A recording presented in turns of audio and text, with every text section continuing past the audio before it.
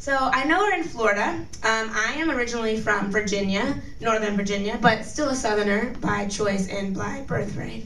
I really love the South, and I live in the Northeast, which is cool if you like that kind of thing. I don't.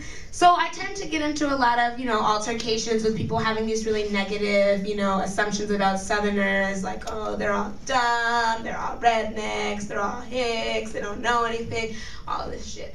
And so I wrote this poem kind of trying to marry various parts of my identity. I mean, it's a tension, right, being a Southerner and being Black. I mean, you have this incredible heritage that you want to preserve, but you also recognize that it's riddled with,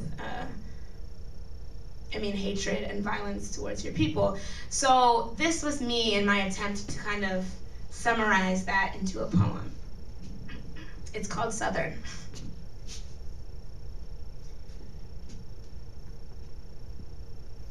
You are no Georgia peach in your blood orange skin. Between our hills we hide forehead.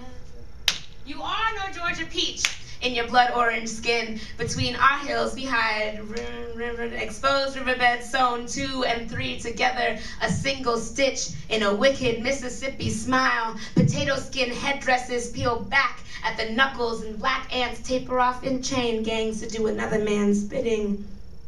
This is our birthright. So don't speak to me of French colonnades, French music, black magic, or the slave trade impregnating portico routines. Paunchy and sunbathed, we are clean by our standards, as white and as pure as a magnolia blossom budding from race war pedigree. Our southern draws tongue, deep lines and maps and mouth cleave, palate and twain divide sugarcane from molasses until blackberries masquerade about the hands and mouth, a tasteful minstrel costume for those willing to cakewalk. Stonewall, give us our parades. A single perforated tablecloth straight down the center square is as bold as any Mason-Dixon line could ever be. We loop Atlanta through the noose and tie off our veins no further north than a June bug is still a firefly. I never met a nigger I couldn't hang, never met a white man I couldn't buy, but I am in no mood for your northern judgments.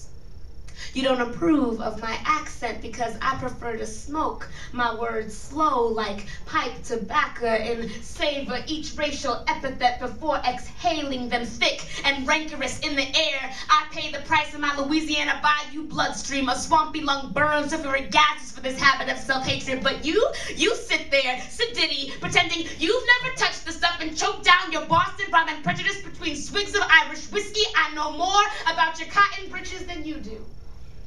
My southern gentlemen learned in grade school the stunts and gun tricks that haunt your dreams. So by all means, Yankee, don't imitate my cooking, don't mock my speech. How could you understand the value of coaxing spirits from waterlogged cypress trees until grandma grabs you by your long johns and whips you good for dabbling in that Geechee magic? You would never show respect like we do. Our southern etiquette learned us to bury the dead wrong side up, lives underwater, souls up above. And there are some things good Southerners just won't do. We will never stand shamefaced in front of a Confederate flag. We do not shake hands with sellouts lighter than a paper bag. Never bury our guns, share our recipes, or give up our land. And I've never tasted brotherly love, but I've heard it's done in the islands with the spicy Cajun sauce. And if that's true, then tell me, Aunt Mary Alice, how do you jerk a nation? Because I already know too much about its birth.